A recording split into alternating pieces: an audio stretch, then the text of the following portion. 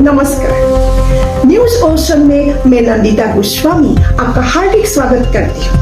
आज news ocean में मैं देश की कौन सी जरूरी खबर आपके लिए लाई हूँ, देखिए जरा। प्रशांत महासागर के नीचे धरती दो टुकड़ों में बंट रही है।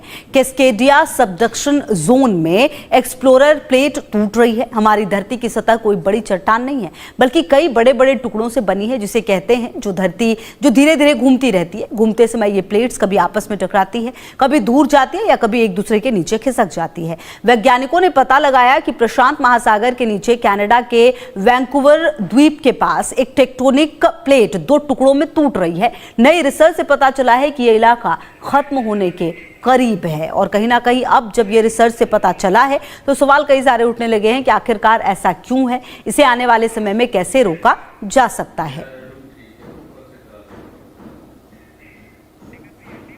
और देखिए, कहीं ना कहीं ये समझना होगा कि जो ये नई रिसर्च आई है उससे काफी कुछ पता चल रहा है। पता ये भी कि ये पूरा इलाका जो है वो खत्म होने वाला है, क्योंकि आप देखिए जो वैज्ञानिक हैं उन्होंने ये चौंकाने वाला खुलासा किया है। और अगर ऐसा है तो सवाल बड़ा यही है कि आखिरकार ये इतनी बड़ी हलचल प्रशांत महासागर के अंदर क्यों है, और अगर समंदर में ये लंबी दरार मिली है और ये जो टेक्टोनिक प्लेट है वो जिस तरीके से काम कर रही है, अगर वो अभी फिलहाल सही नहीं है तो क्या दुनिया में तबाही आने वाली है, और वो दुनिया के कौन से वो हिस्से होंगे जो सबसे ज्यादा प्रभावित इससे हो सकते हैं, ये भी अपने आप में बड़ा सवाल है। और क्योंकि जिस तरीके से ये दरार मिली है समंदर में, ये अपने आप में एक नया मामला है।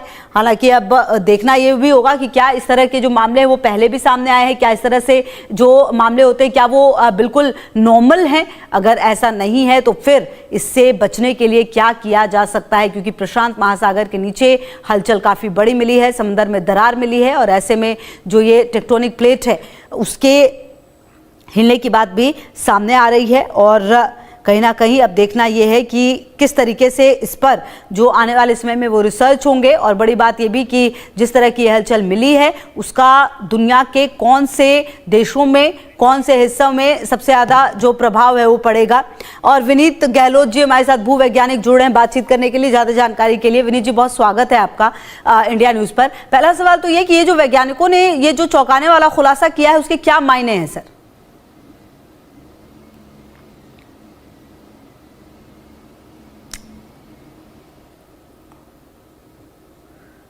विनीत गहलोत जी, क्या आपको आवाज आ रही है सर? सर आपकी आवाज आ नहीं रही, आप वापस से प्लीज अपना जवाब दें। जी, मैं ये कह रहा हूं कि आपको आवाज आ रही है? हाँ जी सर, अब आ रही है, प्लीज कंटिन्यू। जी जी, धन्यवाद। देखिए, जो जितनी धरती है हमारी वो कई टेक्टोनिक प्लेट से मिलकर बनी हुई है, और उनमें से एक सबसे बड़ी प्लेट जो है वो पैसिफिक प्लेट है। और हम कहते हैं कि साहब पैसिफिक प्लेट के चारों तरफ जितना भी इलाका है वो सभी भूकंप प्रभावित है, उसको हम रिंग ऑफ फायर भी कहते हैं। और उसी के चलते जो कैस्केडिया सबडक्शन जोन की हम बात करते हैं वो इलाका भी उसी में आता है। आपको पता होगा कि जो नॉर्थ अमेरिका में एक बहुत बड़ा फॉल्ट है, सैन एंड्रियास फॉल्ट जिसे कहते हैं, तो सैन एंड्रियास फॉल्ट जो है वो अमेरिकन और पैसिफिक प्लेट को डिवाइड करता है, और उसके बीच में ये छोटी सी प्लेट जिसको कैस्केडिया प्लेट कह रहे हैं आप, वो चीज है। आपको ये भी बता दूं कि ये वही इलाका है जहां पे कि एक बड़े भूकंप आने की संभावना लोग करते रहते हैं, और लोग कहते रहते हैं कि कैस्केडिया सबडक्शन जोन जो है वो बहुत ही वहां पे कोई बड़ा भूकंप, मेगा अर्थक्वेक मैग्नीट्यूड 8 का या उससे भी बड़ा कोई बड़ा भूकंप आ सकता है। तो ये बात कि ये नया है ऐसा नहीं है। हमारे पास प्लेट्स जो हैं वो बनती हैं, और जो कुछ भी प्रोसेस है वो मिलियंस ऑफ ईयर्स में चलता है। तो ऐसा नहीं है कि ये प्लेट आजकल में ही बनी है या ये सबडक्शन जोन आजकल में ही बना है। ये खोजा आज गया होगा, उसका आज जो आप उसके एक्सप्रेशन देख रहे हैं वो आपको आज दिखाई दे रहे हैं, लेकिन बेसिकली ये प्रोसेस बहुत मिलियंस ऑफ ईयर, लाखों करोड़ों साल में चलता रहता है। और ये प्लेटें बनती हैं, बिगड़ती हैं, मिलियंस ऑफ ईयर्स की साइकिल होती है इनकी।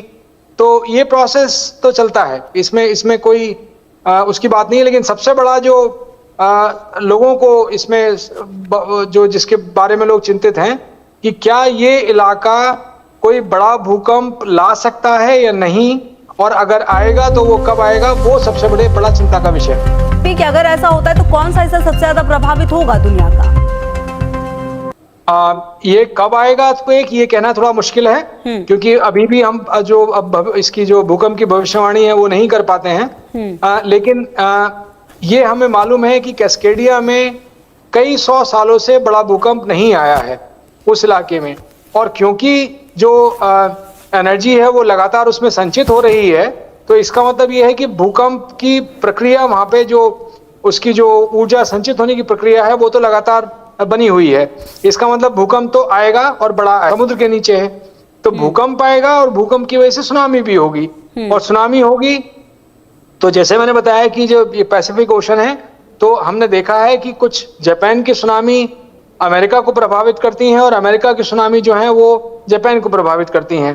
तो यानी कि उनकी जो मारक क्षमता होती है वो काफी दूर तक होती है, तो उस लिहाज से लोग इसके बारे में ज्यादा चिंतित होते हैं।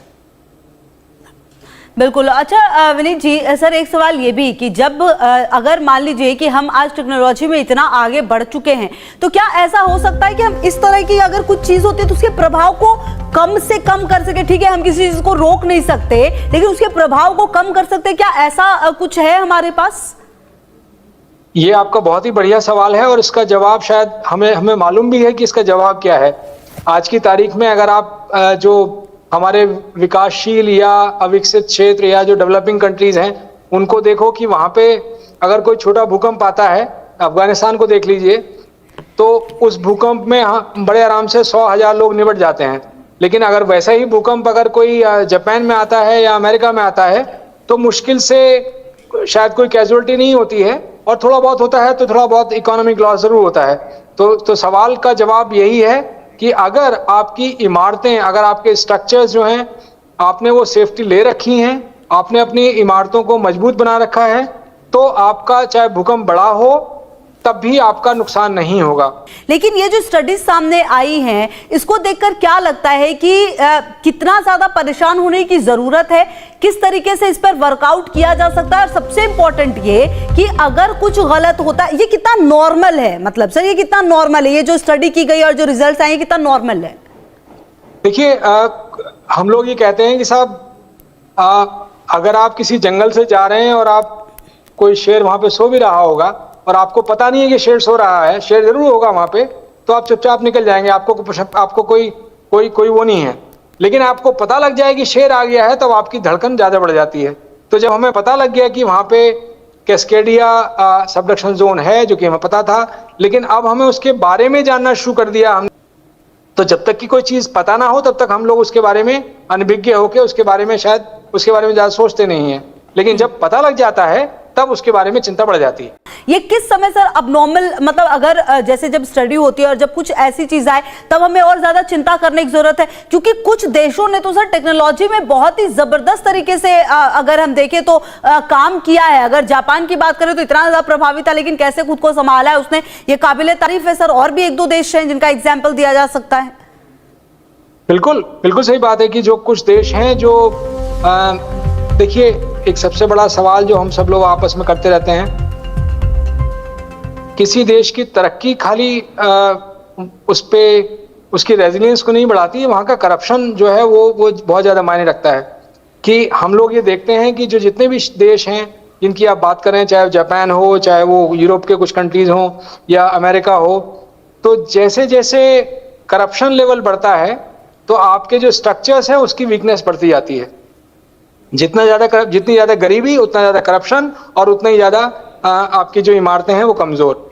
तो ये सब जितने भी कंट्रीज़ हैं आप देखेंगे वो उनमें कम से कम कंस्ट्रक्शन प्रैक्टिसेस में एक ईमानदारी है, वो रूल्स को फॉलो करने वाले लोग हैं कि जो बिल्डिंग कोड्स अगर सरकार ने कुछ बनाए हैं तो वो उनको फॉलो करते हैं। हमारे साथ क्योंकि हम लोग गरीब हैं, हमारा देश इतना विकसित नहीं है, तो और हम लोगों के पास वो एनफोर्समेंट नहीं है, हम लोग एनफोर्स नहीं करते कि साहब बिल्डिंग कोड को अगर आप नहीं इसको लागू करेंगे तो हम आप पे फाइन कर देंगे। प्रशांत महासागर के नीचे धरती दो टुकड़ों में बट रही है। कैस्केडिया सबडक्शन जोन में एक्सप्लोरर प्लेट टूट रही है।